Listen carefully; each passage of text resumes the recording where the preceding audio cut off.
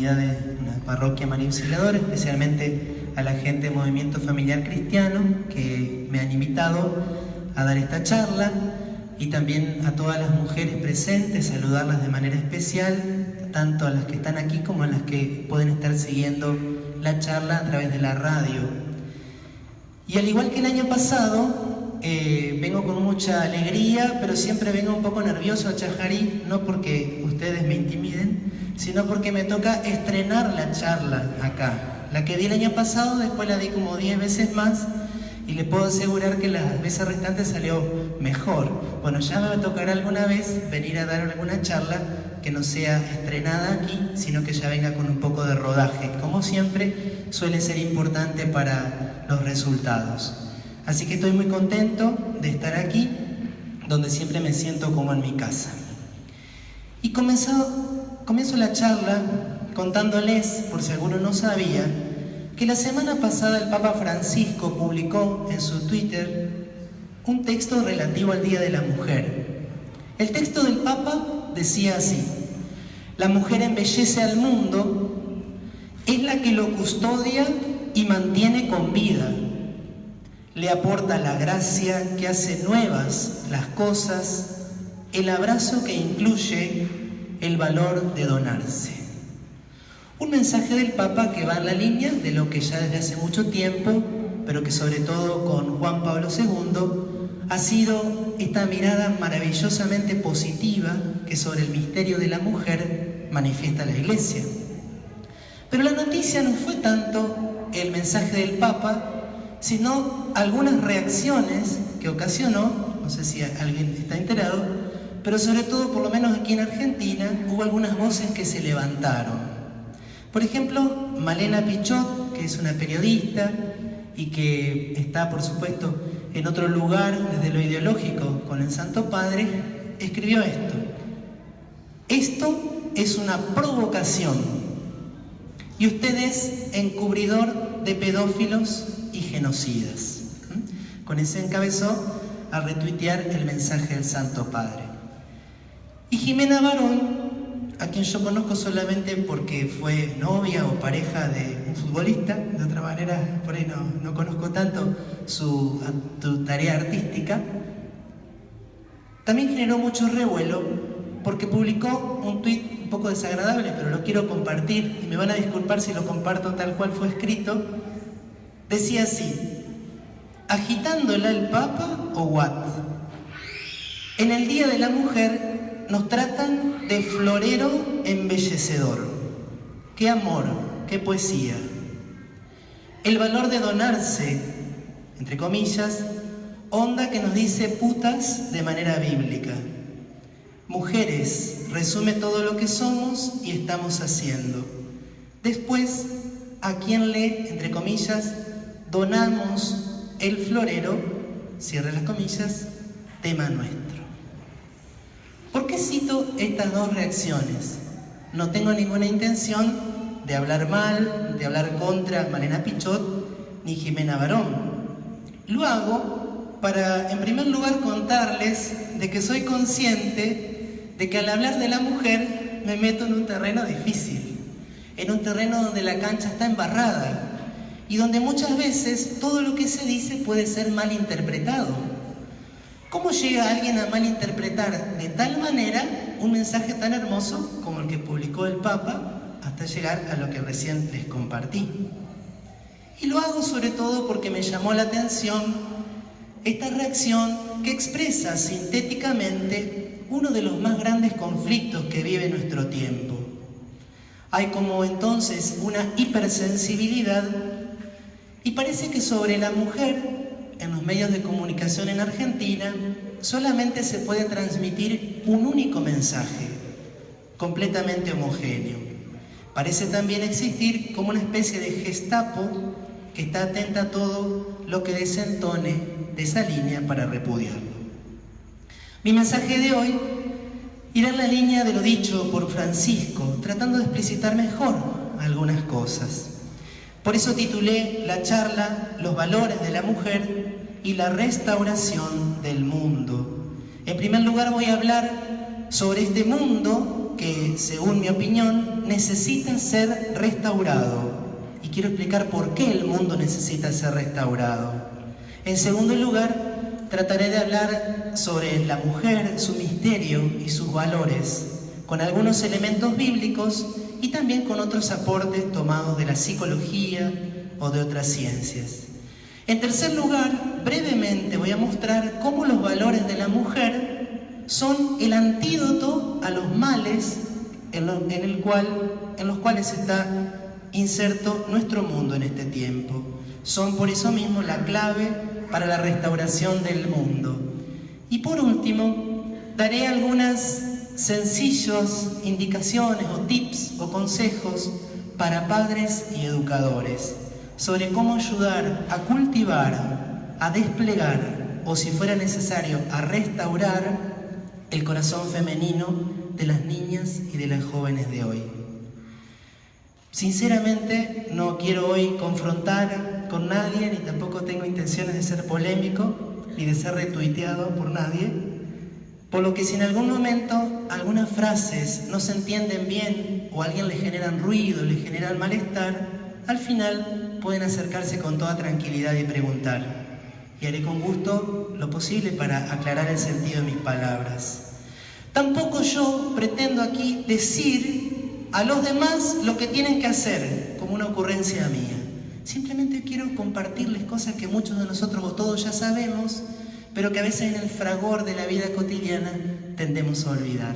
Y quiero darle voz aquí al mensaje bíblico y al magisterio de la Iglesia sobre el misterio de la mujer.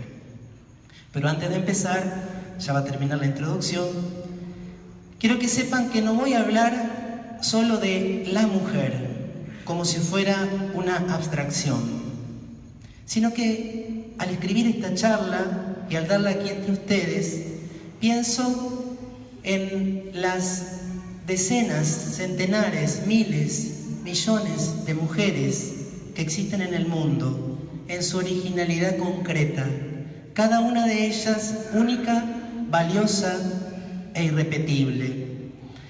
Y en ese sentido quiero contarles que, como nos habrá pasado a casi todos los varones que estamos aquí presentes, mi mundo más cercano, el más vital, ha estado marcado por la presencia de mujeres maravillosas, por las cuales hoy quiero dar gracias a Dios.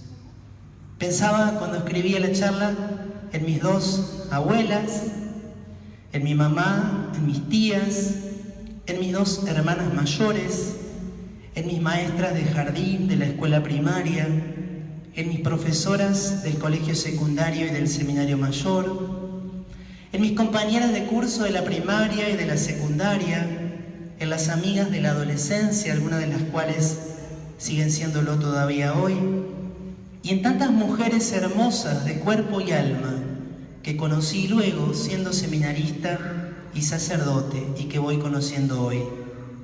Niñas, jóvenes, adultas y ancianas, cuyas vidas han sido una luz en mi camino. Y cada día de modo más concreto y eficaz descubro en cada una de ellas la imagen del Dios amor. Por todas ellas entonces, al iniciar la charla, le quiero dar gracias a Dios, un gracias grande y permanente. Entremos entonces en tema. Yo comienzo afirmando algo que puede parecer muy negativo, pesimista, pero creo que es real. El mundo en el que vivimos necesita ser restaurado, porque estamos en un mundo y en una sociedad en crisis. Pero la crisis a la que me quiero referir no es una crisis económica, ni es la crisis ecológica, sino que voy a hablar de una crisis antropológica, una crisis humana, que algunos observadores describen como sin precedentes. Yo quiero exponer hoy solamente 4 elementos de esta crisis antropológica que vivimos, es decir, la crisis de lo humano, la crisis de la comprensión del ser humano y de la sociedad. No es una enumeración exhaustiva, ni tampoco quiero ser excluyente. Solo destaco 4 elementos que me parecen decisivos. En primer lugar, se constata la aparición de nuevos dualismos. asistimos hoy a una antropología donde hay elementos del ser humano que deberían estar unidos y que hoy están separados. Y que no solo están separados, sino que están enfrentados. A eso llamo yo dualismos. Los dualismos que han existido en la historia del pensamiento desde la antigüedad. Si uno estudia la filosofía griega, la filosofía clásica, aparecen así antropologías dualistas y así reaparecen luego a lo largo de la historia. En primer lugar, me gusta señalar el dualismo y la ruptura entre lo biológico y lo psicológico, o para decirlo con un lenguaje más clásico, entre cuerpo y alma. Esta lucha entre cuerpo y alma se suele resolver normalmente con el predominio excluyente de uno de los aspectos en desmedro o con la casi desaparición del restante. Algunas décadas atrás, y sobre todo por el influjo del colectivismo marxista y del materialismo de corte marxista, una de las actitudes más peligrosas para el ser humano era reducir el hombre solo al cuerpo y negar la dimensión espiritual o los valores psicológicos y afectivos del ser humano. Hoy me parece a mí que estamos en el otro extremo.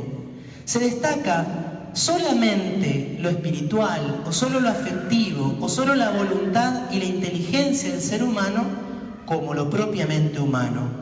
Y lo biológico y lo corporal carecen de importancia. El cuerpo no importa, el cuerpo no significa nada, el cuerpo no me dice nada. Yo que soy pura subjetividad que me autodefino y que me autocreo. Asistimos a esta tentativa entonces de liberarse el ser humano de los condicionamientos biológicos. Según esta perspectiva, la naturaleza humana no lleva en sí características que se le impondrían. El hombre es pura subjetividad libre, que sin ningún límite de ningún tipo elige por dónde quiere ir. Desprecio de lo biológico. Entonces el primer dualismo, oposición cuerpo y alma, o diríamos cuerpo y subjetividad. Hoy estamos del lado de destacar la subjetividad en desmedro y despreciando lo biológico y lo corporal. Pero hay otro dualismo que también es antiguo y que constatamos hoy, y es la oposición entre la razón o la inteligencia y el sentimiento.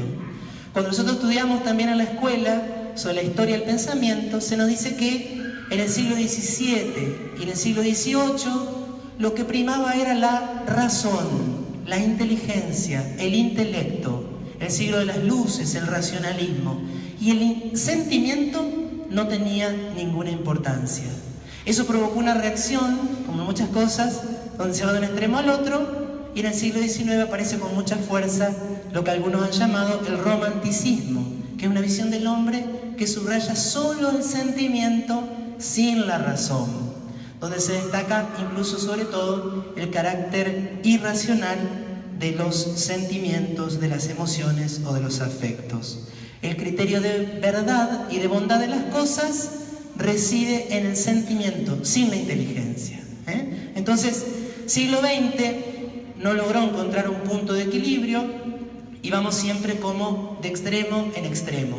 O incluso asistimos a un fenómeno que creo que nos pasa a todos en alguna medida, que para algunas cosas somos exclusivamente racionales y para otras cosas somos exclusivamente sentimentales. Pero nos cuesta encontrar a veces la capacidad de equilibrar y de integrar las dos dimensiones. Así que, primera característica de esta crisis del mundo de hoy, los dualismos. El dualismo cuerpo-subjetividad o biología-subjetividad y el dualismo razón-sentimiento. Segundo punto, el individualismo y el sobredimensionamiento del yo. No sé si existe esa palabra, pero la acabo de inventar si no existe. El sobredimensionamiento del yo. También, fin del siglo XIX, principio del siglo XX, por esta visión marxista, colectivista, el individuo no tenía ninguna importancia. El sujeto, la persona, no importaba. Importaba el conjunto, importaba la sociedad.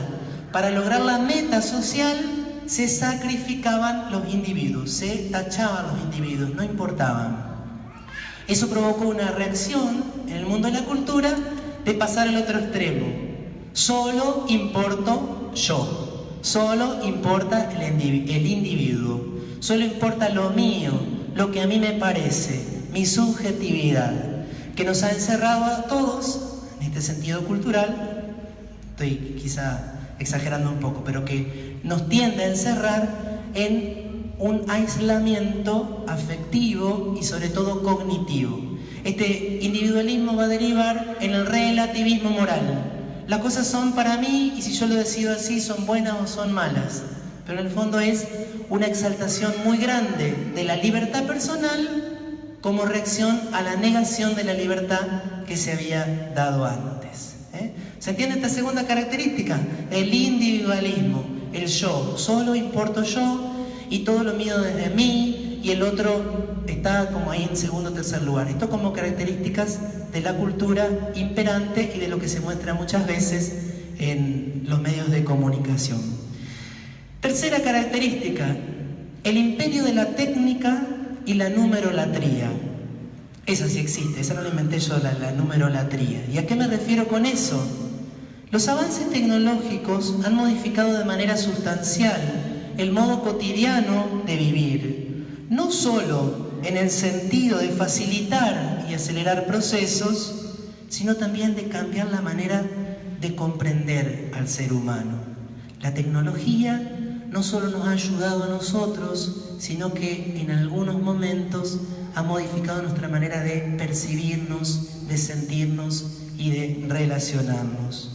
Por eso las relaciones virtuales y los entornos tecnológicos se han constituido como el paradigma al momento de pensar las realidades humanas. Fíjense que antes nosotros las máquinas, para explicarlas, muchas veces usábamos metáforas tomadas del mundo humano. Ahora sucede al revés. Por ejemplo, le decimos a una persona, el otro día Piqué, jugador del Barcelona, le dijo a Coutinho, perdonen estas intromisiones de elementos futbolísticos, estás desconectado. ¿No? Estar conectado o desconectado es una imagen tomada del mundo de la técnica. O cuando nosotros a una persona le decimos, mirá, si no cambias el chip, la cosa no va a funcionar. Estamos tomando una imagen del mundo de la tecnología y le estamos aplicando a lo humano, lo cual no tiene nada de peligroso si es simplemente un recurso literario, pero sí es riesgoso cuando empezamos a ver a las personas o de vernos a nosotros mismos desde este paradigma tecnológico o tecnocrático. Esta visión coincide también con una tendencia a estadistizarlo todo. Estadísticas. ¿Vieron que ahora hay como un reino de las estadísticas y todo tiene que ser mostrado a través de estadísticas?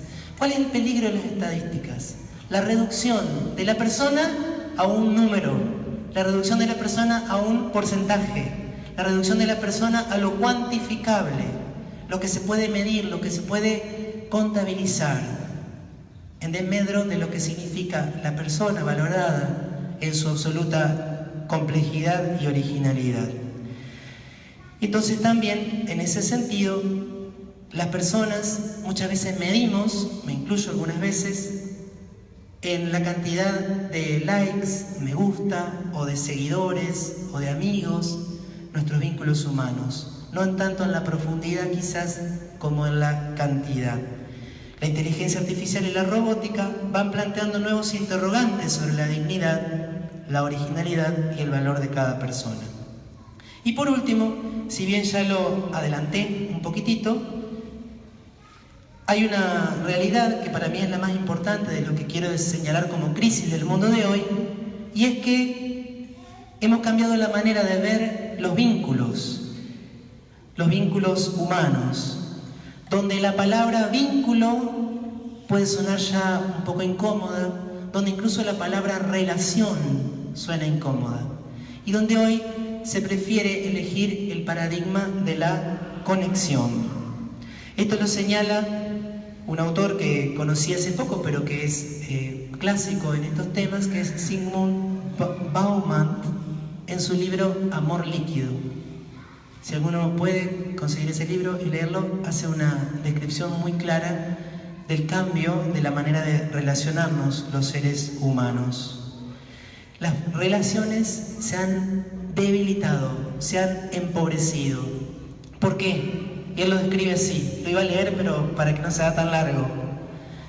Toda relación profunda supone que yo me comprometo con el otro, pero el compromiso supone que yo tengo que cerrar, tengo que excluir necesariamente otras relaciones. Entonces la persona se ve como en esta relación de atracción y de rechazo frente a una relación más comprometida.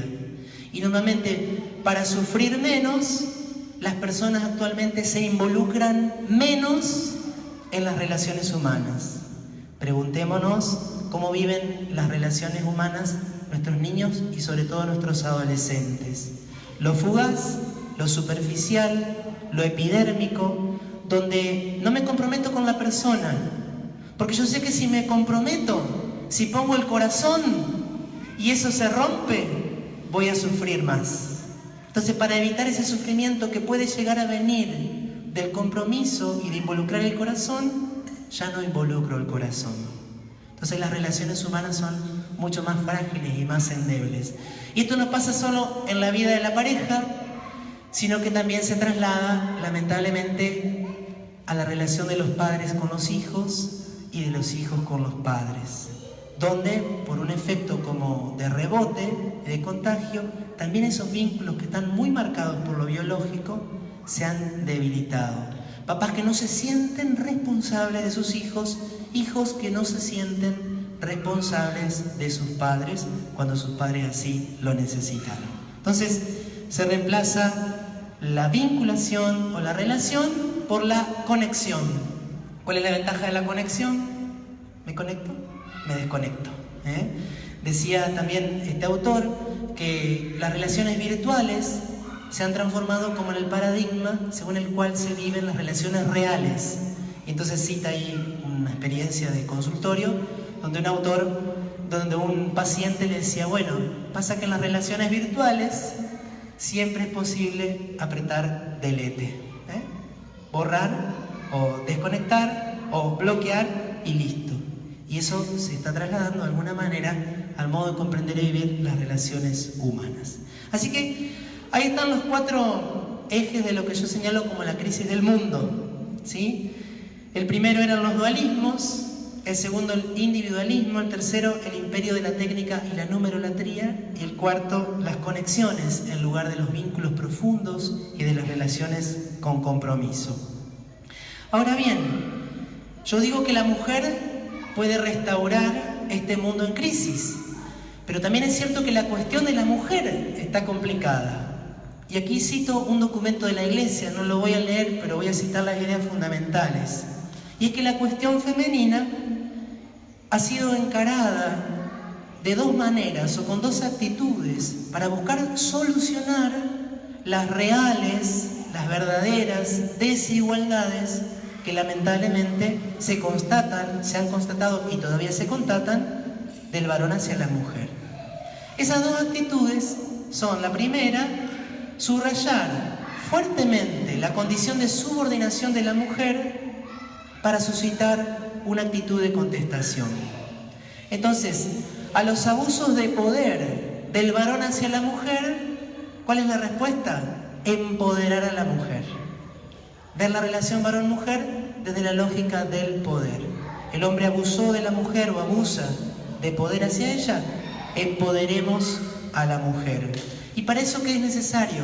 Suscitar el odio, que para Marx es también el motor de la historia. Y por eso, bueno, este tema ya lo habrán escuchado varias veces. El odio como motor de las relaciones humanas no puede llevar a un buen puerto, indudablemente. Entonces se proyecta este antagonismo, esta rivalidad, donde ya no se puede ver una relación armoniosa como algo posible. Creo que nosotros estamos realmente viviendo eso día a día, con el abordaje que en algunos lugares al menos se hace del problema de la violencia de género, que es una problemática real, dolorosísima. Yo soy vicario parroquial en Santa Elena y le puedo asegurar que estas cuestiones de la violencia hacia la mujer las veo día a día. A mí no me la contaron, sino que yo las conozco desde adentro. Pero el tema es que a veces la solución que se propone, en este caso el antagonismo entre el varón y la mujer, a veces esa solución a la larga termina siendo peor que el problema. En lugar de solucionarlo, en lugar de resolverlo, termina agravando la crisis social. Y la segunda tendencia, dice este documento de la Iglesia, es aquella que tiende a cancelar las diferencias. Entonces, la única forma de equilibrar o de que desaparezca esta lucha de poder es cancelar las diferencias. Y para eso, ¿qué se tiene que afirmar? Que ser varón, ser mujer, es simplemente una cuestión cultural. No existe el varón y la mujer. No existen los varones y las mujeres. Cada persona puede autodeterminarse y elegir en un abanico interminable de qué manera quiere vivir su género. Se separa sexo biológico de género, que está ubicado en la dimensión psicológica y espiritual. Esa antropología entonces retoma, o es una concreción de lo que yo señalaba al principio. La biología no importa. Incluso hace poquito, por ahí miro los debates en las redes, un joven, en una charla que daba, decía, porque nosotros tenemos que liberarnos del discurso de la biología. El discurso de la biología. Bueno, yo no lo conozco a ese joven, ¿no? Pero a mí me da ganas de decirle, la biología no es un discurso, ¿eh? Las ciencias biológicas son un discurso, un razonamiento sobre la realidad biológica, sobre la vida. Pero vos te podrás liberar del discurso de la biología, pero vos, perdóname que sea un poco negativo, de la biología no te vas a liberar. Y con el paso de los años te vas a poner más viejo. Y si sos varón o sos mujer, eso se va a manifestar en la manera en que vas a envejecer. Hay procesos humanos, hormonales, que están enclavados en lo más profundo de tu corporalidad. Entonces, te podés rebelar contra el discurso de la biología si vos querés, pero contra la biología no hay vuelta. Y un día todos nosotros también nos vamos a morir. ¿A quién no le gustaría quizá liberarse del discurso de la biología si fuera posible? Pero eso no es posible. O a lo sumo, no es posible hacerlo de la biología misma. El panorama entonces no parece tan alentador. Pero yo creo en Dios y creo en un Padre Creador y creo que Dios hizo las cosas perfectas y soy consciente de que el mundo y cada uno de nosotros lleva la herida del pecado. Pero aún así, yo creo, estoy seguro, estoy recontra convencido de que con cada generación nueva que viene al mundo renace la esperanza. Y por eso al final voy a terminar hablando de la educación. Porque a veces miramos a los adultos, nos miramos nosotros mismos y decimos, somos un desastre, esto no tiene arreglo. Pero cuando miramos a los niños y miramos a los adolescentes, incluso en las peores circunstancias renace la esperanza. Y yo creo en la palabra de Dios y creo que la existencia de la mujer y del varón es un hecho real. No es un invento de la historia del pensamiento, no es algo cultural. Yo creo que somos varones y mujeres porque Dios así lo ha querido, porque hay un diseño del fabricante. Y que en la medida en que nosotros nos reconciliemos con el diseño del fabricante, nuestra vida va a ser mucho mejor. Algunos utilizan una frase un poquito sacada de contexto de Lacan, donde dice la mujer no existe, la utilizan fuera de contexto porque él dijo otra cosa, pero dice no, la mujer no existe. Eso es un estereotipo que la cultura heteropatriarcal ha impuesto. Permítanme decir con toda claridad, y creo que todos creemos que verdaderamente es así, la mujer sí existe. Y existe un proyecto de Dios sobre la mujer y sobre las mujeres. Y así Dios lo ha plasmado en la naturaleza. En la Biblia, como ustedes saben, la creación del varón y la mujer está en los primeros 2 capítulos. En el primero, Dios crea juntos, varón y mujer, como imagen suya. En el segundo relato, que algunos han interpretado como si promoviera el machismo o una superioridad de la mujer del varón hacia la mujer, Dice que el hombre se sentía solo, Adán se sentía solo. Le creó todos los animales, seguía sintiéndose solo. Y entonces dijo Dios, voy a hacerle una ayuda adecuada. Y allí, tomando de su costado, creó a la mujer. Y cuando dice ayuda adecuada, no está hablando de subordinación. Está hablando de igualdad y de complementariedad. ¿Por qué? Porque a los animales, Dios le había dicho al hombre, sí, dominá los animales en mi nombre. Pero antes del pecado original, de ninguna forma Dios dijo al varón, dominar a la mujer. Es tu ayuda adecuada, es tu complemento. En ella, con ella, junto a ella, te vas a sentir completo. Y me encanta decir a mí que la mujer es una versión mejorada, así como yo le decía de las charlas. Bueno, la primera versión sale más o menos, la segunda sale mejor. Bueno, si miramos al ser humano, la mujer es una versión mejorada del ser humano en relación al varón. Los varones somos como más primitivos, es como en el mundo de la informática, la versión 0.1 del ser humano. Y Dios cuando hizo la segunda, le salió mucho mejor. ¿Y esto por qué lo digo? Porque la mujer es mucho más completa que el varón. Y de hecho la mujer es mucho más autónoma. Y una mujer puede con mucho más facilidad arreglársela sola que el varón. Los varones solemos ser mucho más infelices. El padre Nelson Medina, Fray Nelson, decía hermosamente en una de sus conferencias que varón y mujer se necesitan, no solo en el matrimonio, sino en todo el ámbito extensísimo de las relaciones humanas. ¿Pero por qué? El varón necesita de la mujer por sus carencias. En cambio, dice, la mujer necesita del varón por su sobreabundancia. La mujer tiene tanta riqueza que solamente junto con el varón puede encontrar la manera de canalizarlas, de vivirlas en plenitud, ¿sí? Entonces, el pecado original es el que rompe y distorsiona. Esto yo lo dije ya en noviembre, pero perdonen si parece repetitivo, pero es indispensable. El que distorsiona las relaciones entre el varón y la mujer es el pecado original. Cuando se rompe la relación con Dios, se altera la relación de aquellos que han sido creados para ser su imagen. Y solamente así, y no como un decreto de Dios, sino como Dios anunciándolo, aparece la palabra dominación.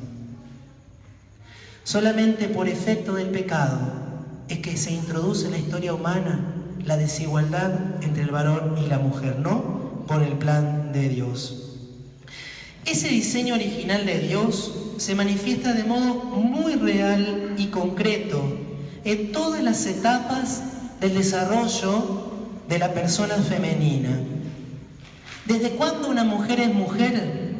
Desde el primer instante de la fecundación, determinado por el cromosoma 23 del espermatozoide aportado por el padre. Y muy pronto, esa presencia esa feminidad cromosómica, por llamarlo de alguna manera, o genética, da origen a un segundo momento del proceso de la formación del cuerpo femenino, que es la aparición de lo que se llama sexo gonadal. Me disculparán si hay algún profesor de biología o médicos acá, pero creo que estoy diciendo lo correcto. Aparecen ya en el embrioncito pequeñísimo, femenino, los ovarios. Y los ovarios no solamente son capaces de producir el óvulo, sino que también producen las hormonas femeninas, que ya desde la etapa de la gestación serán las encargadas de que el mismo cerebro y el sistema nervioso femenino sea diferente del masculino.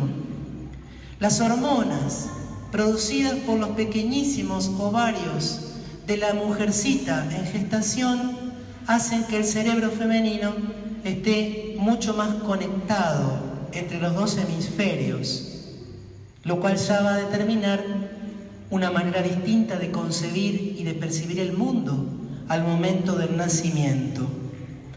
Es claro que durante la pubertad pero ya desde la infancia, y también a través de la acción de lo biológico, las hormonas femeninas que intervienen en la aparición de los caracteres sexuales secundarios, la mujer, al igual que el hombre, están llamados a asumir todos esos procesos en el plano psicológico.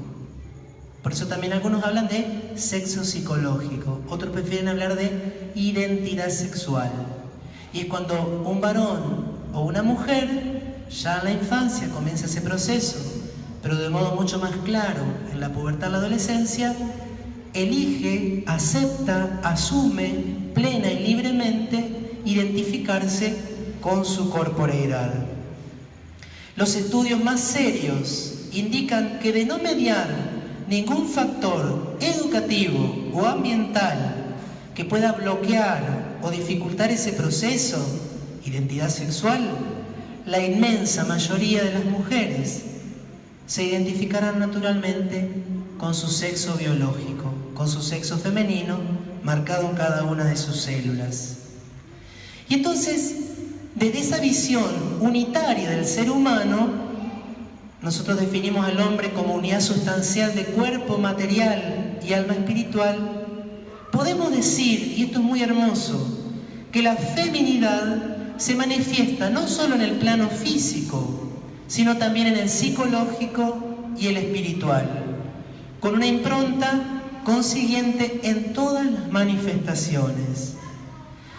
La sexualidad, entonces, no puede ser reducida a un puro e insignificante dato biológico.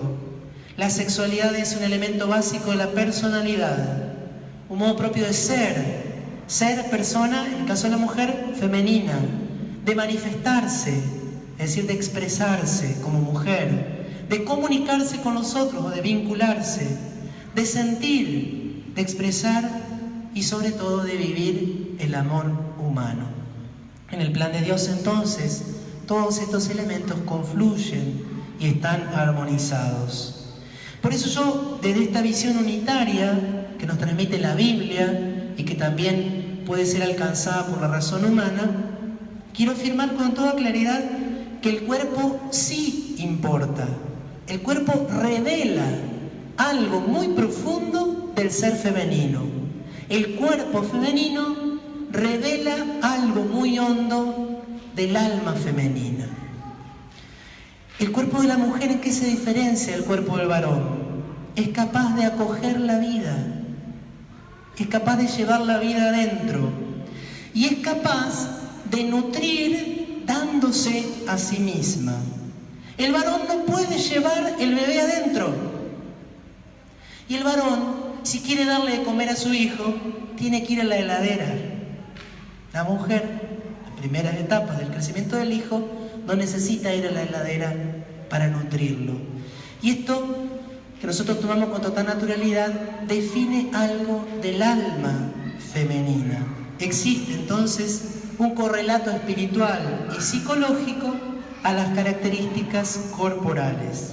Y aquí, en esto que sigue, voy a tomar reflexiones de la doctora Selmira Bottini de Rey, una estudiosa muy importante de Buenos Aires, que lleva muchísimos años trabajando en estos temas y que estuvo presente y forma parte del Pontificio Consejo para la Familia en Roma. Lo cito textualmente porque estas cosas es mucho mejor cuando las dice una mujer. Dice ella, y esto me parece muy honesto, existe una dificultad para realizar una descripción de los perfiles psicológicos, debido a que ambos sexos presentan elementos comunes. Varón y mujer no son de distinta especie. ¿Dónde está la diferencia entonces cuando nosotros hablamos de psicología masculina o psicología femenina? En la intensidad y proporción en que se manifiestan algunos caracteres. ¿Cuáles son esos caracteres? La singularidad psíquica de la mujer pasa en primer lugar por un elemento cognitivo, una manera de conocer. La mujer tiene una especial habilidad por la comprensión intelectual concreta. Capta qué son las cosas y cuál es la importancia que de suyo tienen esas cosas. Esto constituye la tan mentada intuición femenina. La mujer se suele dar cuenta más rápido de lo que está pasando aquí y ahora que el varón. Y muchas veces uno escucha a las mujeres decirle a los varones: vos nunca te das cuenta de nada, ¿no te diste cuenta lo que estaba? Y el varón dice: no me di cuenta. Esto tiene un fundamento en la biología, No sé si todos sabían, yo me enteré hace muy poco, o si me lo enseñaron en la secundaria lo había olvidado, que la mujer, por la constitución de su iris, es capaz de reconocer muchos más colores que el varón. Vieron que para el varón hay 5 colores, o 4 en algunos varones capaz: rojo, verde y azul, bueno, blanco y negro sumemos. Y la mujer es capaz de captar una inmensa cantidad de gamas dentro de los colores. ¿Eso le ayuda en su intuición femenina? Absolutamente. Porque si el niño volvió de la escuela un poquito más pálido que lo habitual, la mamá ya lo vio y se dio cuenta. Y para el papá volvió igual que siempre. Pero también hay otro dato del cual me enteré hace muy poco, que me pareció también muy interesante, y que se ha estudiado en la manera de ver de la mujer. Y la mujer tiene una mucha mayor frecuencia de paneos visuales. ¿Qué son los paneos? Cuando uno hace una mirada completa de la escena, ¿sí? Se comprobó que, por ejemplo, en un minuto el varón hacía 4 paneos y la mujer hacía 16 o 20 paneos, ¿sí? O sea, su vista, su ojo, el ojo femenino está mucho más preparado para captar las cosas de un solo vistazo, ¿sí? Entonces, quiero mostrar esta correlación entre la biología y la psicología, o el modo de conocer, porque si no siempre se dice: no, pero esos son estereotipos culturales, no, porque siempre a la mujer le han enseñado que tiene que ser así. Eso por supuesto que es verdad y que influye, pero todo brota desde la biología y todo brota desde la distinta constitución, en este caso, de uno de los 5 sentidos externos. La singularidad del psiquismo femenino es la que lleva a la mujer a desempeñar una función nutricia. La mujer es la que da de comer. Este privilegio que tiene la mujer de estar muy cercana al misterio de la vida la convierte en custodia de lo humano y permite comprender esta actitud de acogida de la mujer. Esto no solo en la maternidad física, no solo en la familia, esto en todos los lugares. Vos vas a una escuela y la presencia de la mujer se manifiesta siempre con estas mismas características: capacidad de acogida y capacidad de nutrir. Y vas a una empresa, e incluso en esas empresas donde a veces a la mujer se la lleva a desempeñar tareas con una visión, vamos a decir, mucho más eficientista y numerólatra, por decirlo de alguna forma, la mujer, la naturaleza de la mujer siempre se destaca por atender a la persona concreta, acogida y capacidad de dar vida. Y aquí pongo otro ejemplo de mi historia familiar. Yo estaba en el seminario y bueno, nosotros, una época del seminario, estábamos bastante mal económicamente, nosotros como familia. En el seminario también estábamos todo ese tiempo, creo que fue el 2001, 2002, bueno, esa época fue un poquito difícil. Entonces, cuando yo iba a visitar a mis padres, siempre iba a visitar a mis abuelos, que vivían a una cuadra. Siempre que yo me iba de lo de mi abuela iba a su pieza y buscaba un billete de 20 pesos, 20 dólares, ¿no? Bueno, 20 pesos en aquel momento, ¿sí? Y me daba: tomá, dice, para que te compres yerba, o para que compres azúcar, o para que compres galletitas, o para que coman en los recreos, ¿sí? Bueno, 2004 murió mi abuela. Por supuesto, yo seguí siempre yendo a ir a visitar a mi abuelo. Entonces mi mamá me pregunta, como a los 6, 7 meses, dice: yo te voy a hacer una pregunta. ¿Aquel abuelo nunca te dio un peso para tu gasto en el seminario? Tal cual, mamá, nunca. El abuelo ni registró que yo en el seminario tenía que comer. Y no es porque el abuelo fuera amarrete, porque en otras circunstancias el abuelo se mostró muy generoso. Pero es que el abuelo nunca se dio cuenta, nunca lo captó, nunca le cayó la ficha. Y en ese sentido, esto explica también muchas veces la necesidad de que la mujer, que es más intuitiva y más perceptiva, le diga al varón. A veces la mujer espera que el varón se dé cuenta de todo como se da ella. Bueno, cuántas discusiones creo que origina esto en la vida familiar, en la vida laboral, en el encuentro en el cual interactuamos varones y mujeres. Pobres los varones que están acá van a decir, ¿para qué vine? Nos están dejando malísimo, ¿eh? El padre nos está dando así. No, el padre me tendrá que invitar alguna vez para hablar de los valores del varón, para dar otra charla. Pero hoy nos vamos a centrar en los valores de la mujer. Y por último, en esta enumeración que hace Selmira Botini de Rey, hay otra característica del psiquismo humano, perdón, del psiquismo femenino, y es justamente la mayor integración de los distintos dinamismos, el dinamismo físico, psicoafectivo y espiritual. En la mujer, naturalmente, todo está más integrado. Esto se pone en evidencia en la dificultad que tiene la mujer para actuar separando su inteligencia, voluntad y sentimientos. La mujer en cualquier actividad compromete todos los dinamismos de su persona, lo que explica su especial sensibilidad por los temas y problemas específicamente humanos. Entonces, ¿qué le dice nuevamente el varón a la mujer? Vos siempre mezclás todo. A ver, vamos a hablar de esto, y después hablamos de lo otro, y después de lo otro. Y para la mujer eso naturalmente no le sale, lo puede hacer por supuesto, pero naturalmente tiende a ver todo en su conjunto.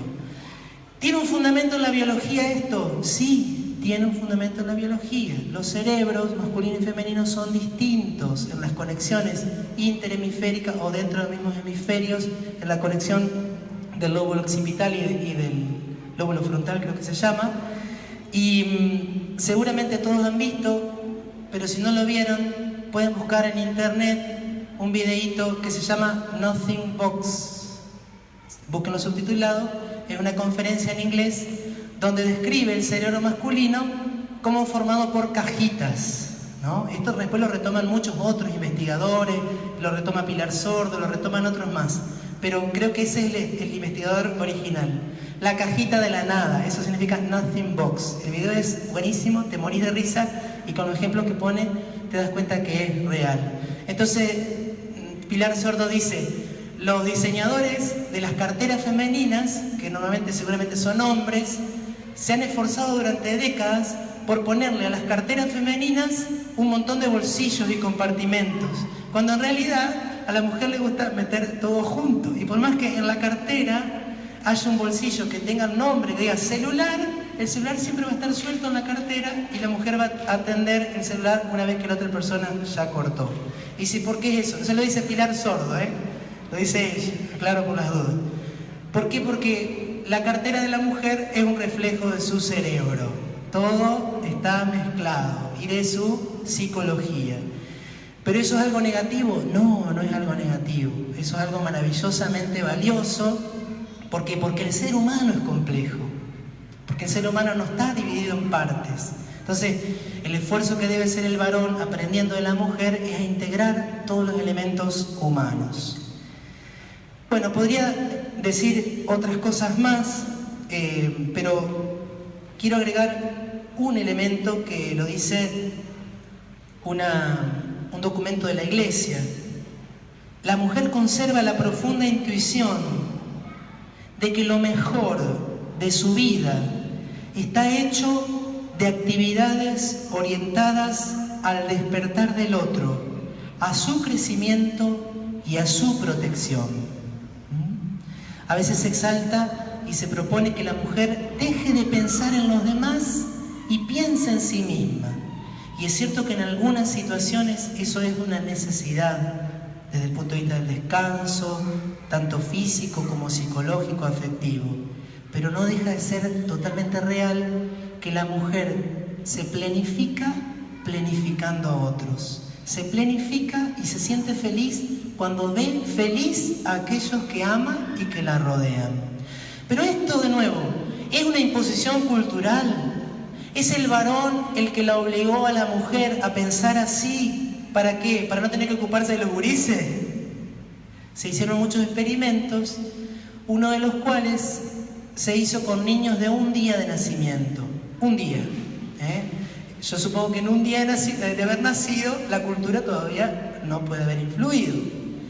Esos estudios realizados en distintos lugares, con distintos niños provenientes de distintas culturas y familias, demostraron que cuando a un niño, a un varón, se le proyectaba, por ejemplo, una película, le llamaba mucho más la atención al varón las películas que tenían objetos inanimados, o sea, cosas, máquinas, cosas con ruedas, etc. Y que la mujer siempre le atraía mucho más los videos que contenían rostros humanos, siempre.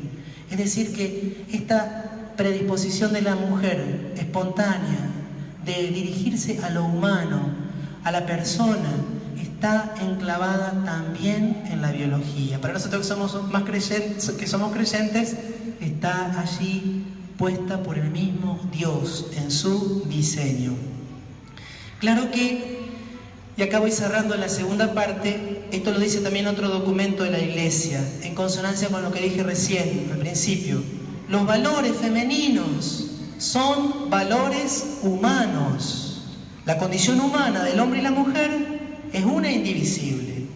O sea que nosotros, y como Iglesia, de ninguna manera tenemos un mensaje que dijera, bueno, esto es de la mujer y solo la mujer lo puede hacer y lo tiene que hacer. No, son valores humanos. ¿Por qué los llamamos valores femeninos?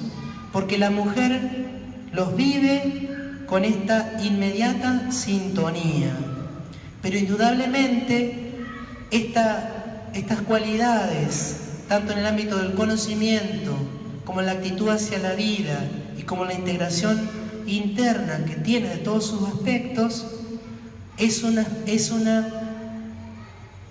un elemento propiamente humano. Y por lo tanto, en cuanto a valores humanos vividos más espontáneamente por la mujer, también los varones debemos aprender, también los varones debemos cultivarlos. Aquello que la mujer vive de manera como más natural, los varones lo podemos ir adquiriendo desde nuestra visión, desde nuestra identidad, poco a poco, a través también del esfuerzo. Por eso, dice ese documento de la Iglesia, la promoción de las mujeres dentro de la sociedad siempre debe ser comprendida y buscada como una humanización, realizada gracias a los valores redescubiertos por las mujeres. Toda perspectiva que pretenda proponerse como lucha de sexos solo puede ser una ilusión y un peligro, destinados a acabar en situaciones de segregación y competencia entre hombres y mujeres, y promover un solipsismo, ¿no? El individualismo acentuado más todavía, que se nutre de una concepción falsa de la libertad. Hasta aquí entonces los valores de la mujer. Hay mucho más, traje mucho más escrito, pero va pasando el tiempo. Entonces, ¿por qué digo yo que estos valores femeninos pueden restaurar el mundo? En primer lugar, yo hablaba de dos dualismos. El dualismo cuerpo-psicología o cuerpo-subjetividad. Y el dualismo razón-sentimiento. La mujer vive esas dos dimensiones naturalmente de modo más unificado. La mujer no puede hacer algo solo con el cuerpo, o al menos naturalmente no podría hacerlo solo con el cuerpo sin involucrar su corazón. Entonces puede contribuir a esta restauración de la unidad de lo biológico con lo espiritual o con lo psicológico. Y en la mujer, esta compenetración entre lo biológico y lo afectivo se vive de modo mucho más intenso. Pensemos cómo en la mujer, de modo mucho más notorio, los cambios a nivel de su cuerpo, en los ritmos de la fertilidad y la acción de las hormonas, se manifiestan mucho más claramente que en el varón. O sea que la unidad cuerpo, estado de ánimo o cuerpo, subjetividad, la mujer la vive de modo espontáneo, pero es un valor. Ante la desintegración y el dualismo, esto es un valor. Y lo mismo razón, sentimiento. El hombre, el varón, muchas veces, como decíamos, tiende a separar. La mujer tiende a unir. Y esto es algo muy, muy necesario al momento de encarar todas las actividades humanas. El segundo elemento de crisis decíamos que era el individualismo. Frente a la idolatría del yo, la mujer vive naturalmente y se siente más plena en el nosotros. Vuelvo a decir, esto es un valor humano. También los varones deberíamos sentirnos más plenos en el nosotros, siempre. La mujer está como más predispuesta y en mayor sintonía de modo espontáneo. La mujer es apertura al otro, es manifestación concreta de que en el encuentro con el tú y en el servicio al tú se encuentra la felicidad. En el fondo, la mujer, la psicología femenina, está mucho más en sintonía con el Evangelio, con las palabras de Jesús, con esto de que en el servicio, en el don de uno mismo, se encuentra la verdadera plenitud. El imperio de la técnica y la numerolatría. Decíamos entonces que así como la mujer vive más integradamente en sí misma los diversos aspectos, también está más inclinada a considerar las personas como una totalidad, nunca solo como cuerpos, solo como número, solo como capital, siempre en la singularidad y originalidad de cada uno. La técnica supone un enorme servicio al hombre, pero sin el cariño, sin el amor, la vida no tiene sentido. Y por último, lo que decíamos sobre las vinculaciones, las relaciones que se han transformado en conexiones. La mujer está espontáneamente más preparada y dispuesta para comprometerse, para permanecer, para perseverar. Ella gesta con su hijo, cuando es madre en sentido físico, pero también con los otros seres humanos con los que se vincula, relaciones mucho más estables y permanentes, porque ella misma está más integrada. Yo en esto les puedo decir que hace 13 años que soy sacerdote y que el 95% de los problemas, de los sufrimientos de las personas que me voy encontrando como cura, tienen que ver con los vínculos. Si a la persona le fracasó la empresa, le fracasó el negocio, por supuesto que va a sufrir, pero a la medida que esa persona ha madurado humana y espiritualmente, lo que va a sufrir no es solo el fracaso económico, es la ruptura de los vínculos que eso puede llegar a generar, o es la dificultad de la vivencia del amor en concreto, pero sobre todo la experiencia de los amores que se rompen, de los lazos que no se viven, las ausencias de los padres que sufren los hijos, las ausencias de los hijos que sufren los padres. Esos son los grandes problemas del ser humano. Las enfermedades lo son, claro que sí, pero creo que todos tenemos la experiencia, y yo como sacerdote día a día, en que las personas suelen sufrir mucho más un vínculo roto que una enfermedad. Y por eso es tan importante poner nuevamente en el centro de la reflexión y del trabajo educativo los vínculos. Entonces, para no sufrir, dicen algunos, dejemos de tener vínculos y tengamos conexiones utilitarias y placenteras. Yo pienso que ese es un error, porque estamos hechos para amar de manera estable, porque estamos hechos a imagen de las divinas personas, Padre, Hijo y Espíritu Santo.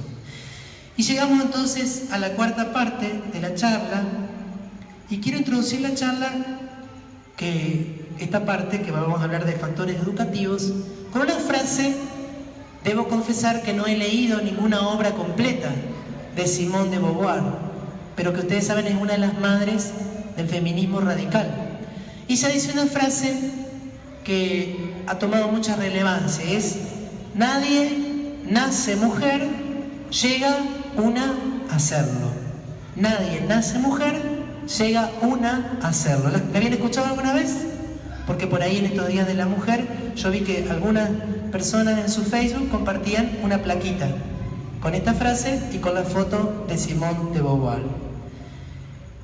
Yo creo que esta frase contiene algo de verdad cuando dice que una persona, en este caso la mujer, llega a ser mujer, pero también contiene un gran error o una gran carencia, y es que hay un punto de partida que yo ya señalé, que es la biología. Ahora bien, para que esa persona femenina viva viva en plenitud su ser mujer, lo mismo diríamos en la próxima charla sobre el varón, necesita un acompañamiento. Necesita sobre todo a su lado educadores lúcidos, prudentes y capaces de fortalecer este desarrollo armonioso entre lo biológico, lo psicológico y lo espiritual. Entonces, quisiera decir algunas ideas que pueden ayudar. Creo que muchos de aquí tienen hijos, algunos nietos, quizás alguno tiene bisnietos, y si no tenemos hijos seguramente tenemos sobrinos o tenemos niños o adolescentes o jóvenes que están a nuestro alrededor.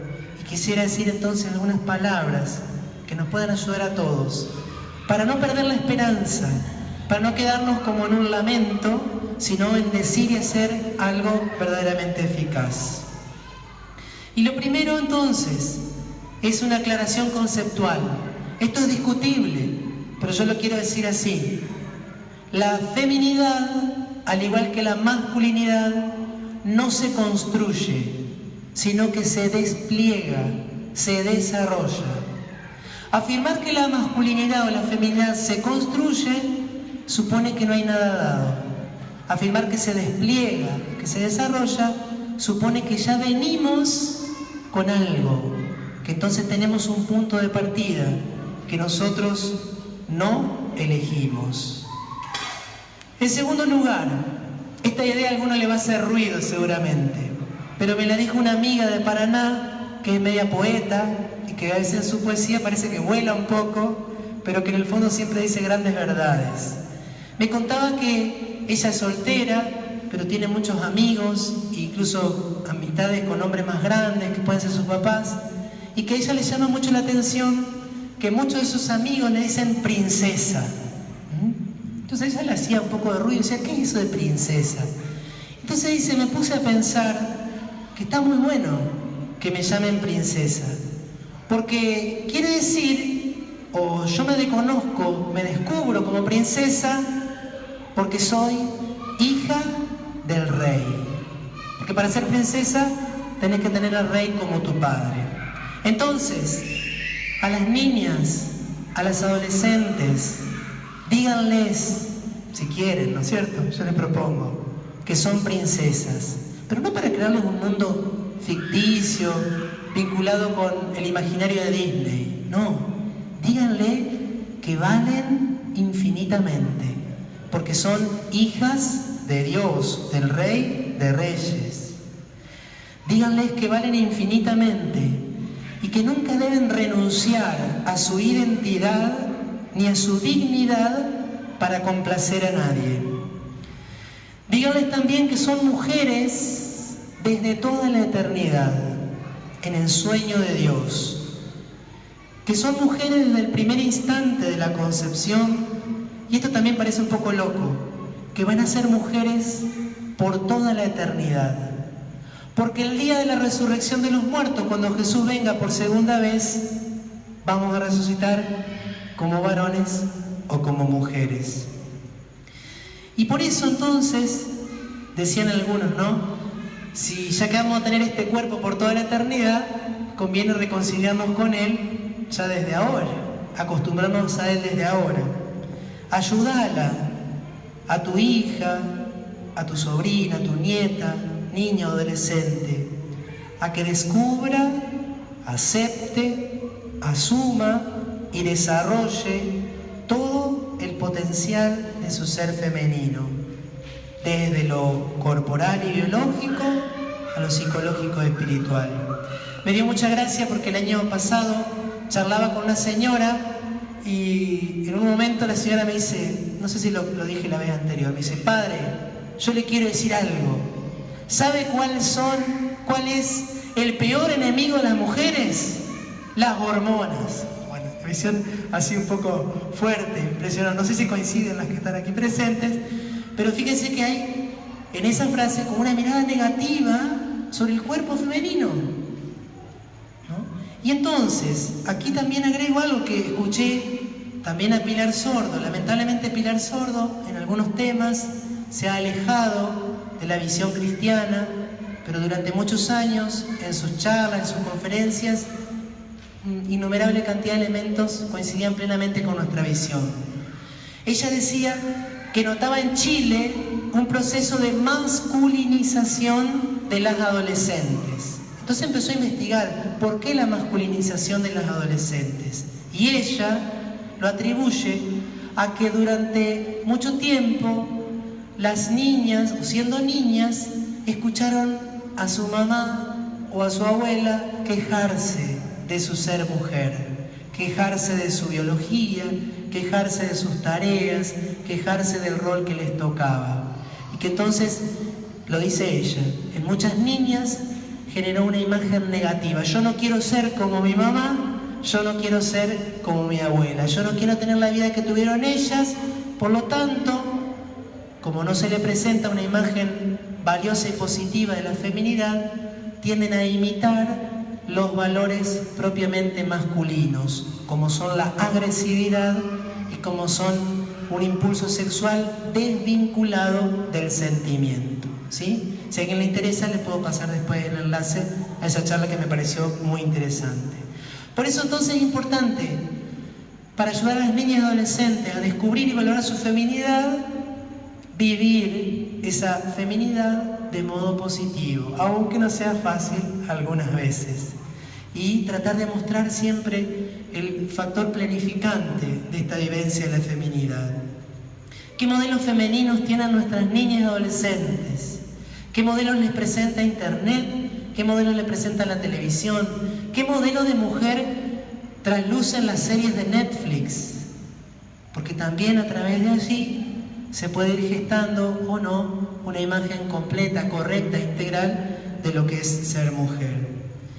En tercer lugar, quiero decir que antes, incluso yo lo he hecho, por allí se aconsejaba moderar en la educación de las niñas y de las adolescentes, moderar, vamos a decir así, el factor estético, el cuidado del aspecto, el cuidado de la figura, el cuidado del arreglarse.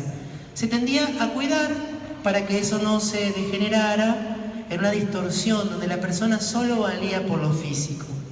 Me parece que en este momento, por las corrientes de pensamiento que están vigentes y por los modelos culturales que muchas veces se proponen, es bueno ayudar a que toda niña, todo adolescente viva de manera armoniosa esta búsqueda de la belleza física, unida siempre a la belleza espiritual, sabiendo distinguir en esto la elegancia de la sensualidad, sabiendo distinguir la natural tendencia de la mujer de agradar, que es algo muy hermoso, de lo que muchas veces se propone como seducir o provocar, que son dos cosas distintas al deseo de agradar. Entonces en esto los varones, los hermanos varones también, y las mujeres también, porque podría suceder, no cuestionar ni ridiculizar sus reacciones, actitudes y emociones femeninas como si fueran una falla, como si hubiera algo malo en ellas. Si tenés una niña que llora y que se emociona fácilmente, no la critique, no la cuestiones por emocionarse fácilmente, porque esa característica es necesaria, es buena para nuestro mundo. La masculinización llevaría a justamente ocultar y hacer desaparecer ese tipo de manifestaciones del mundo emocional. Ayudarles, sí, a reconocer cuando esas manifestaciones pueden ser excesivas, a moderarlas si es necesario, pero nunca anular lo que son manifestaciones típicas, espontáneas y naturales de su identidad femenina. Otro elemento que me parece importante, transmitirle a las niñas y adolescentes que la maternidad no supone un empobrecimiento de su persona, ni una forma de opresión, sino que dar vida la define en su esencia, esté donde esté y haga lo que haga, llegue o no a la maternidad biológica, elija o no ser madre en sentido físico. Lo más profundo de la mujer es esto, la capacidad de dar vida a los que la rodean. Convencer a nuestras niñas y adolescentes de que en su vientre, en su corazón, en su inteligencia, está el futuro de la humanidad. De que su vientre es sagrario y santuario de vida, que en su corazón se conservan y cultivan los valores perennes que hacen que la vida merezca ser vivida, y que en su mente se albergan las intuiciones y certezas que dan sentido al universo humano. Y un consejo también para los papás, para los hombres.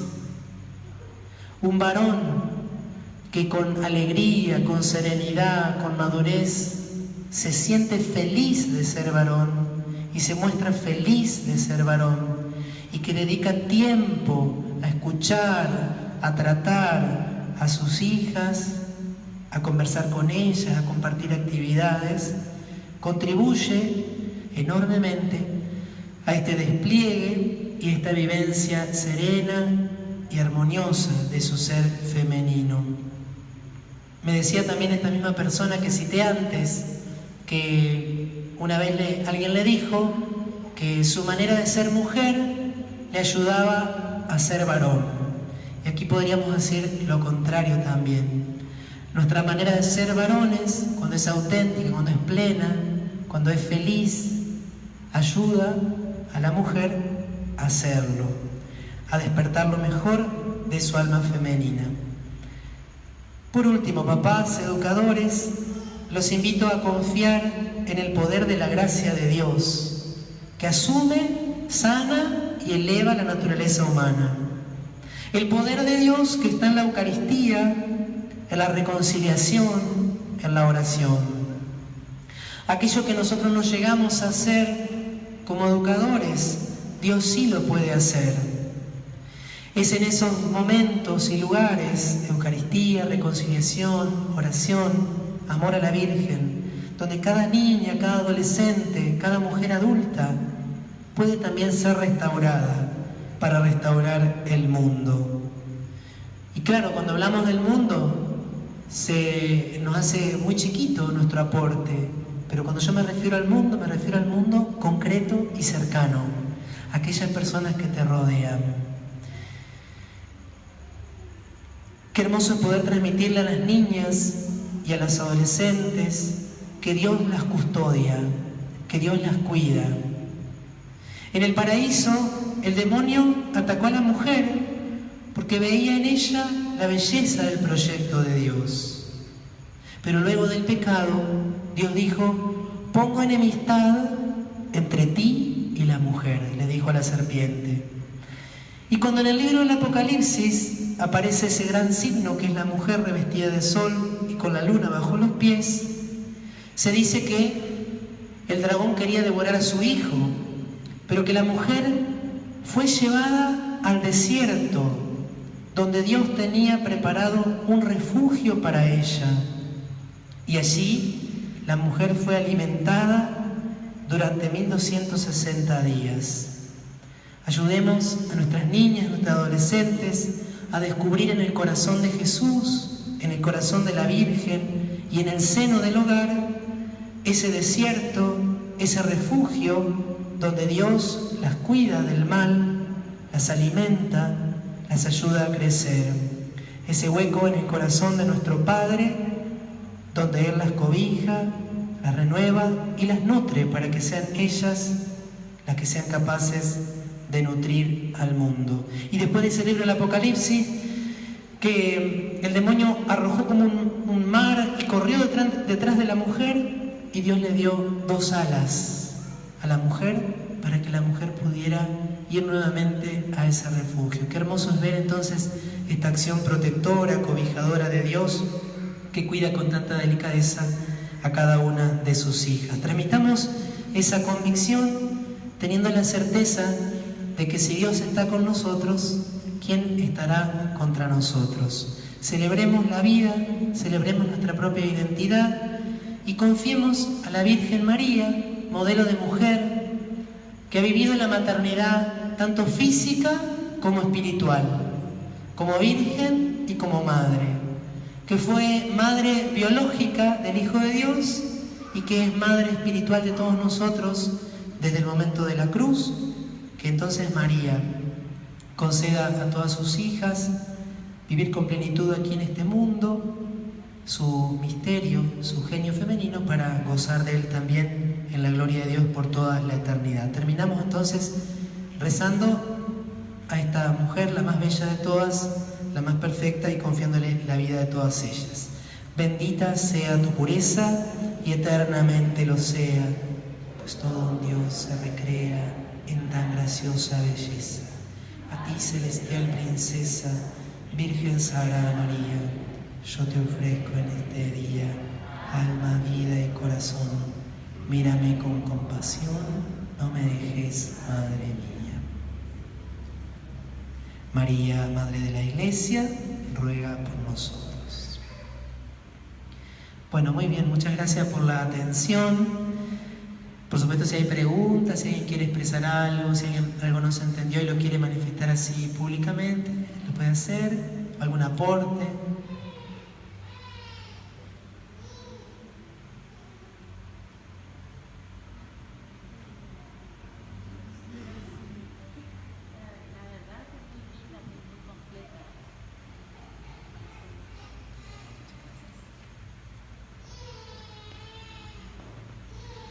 Tiene que ir a comer. Bueno, muchísimas gracias y me quedo por acá también por si alguien necesita o comentar algo o preguntar algo. Que Dios los bendiga y hasta la próxima.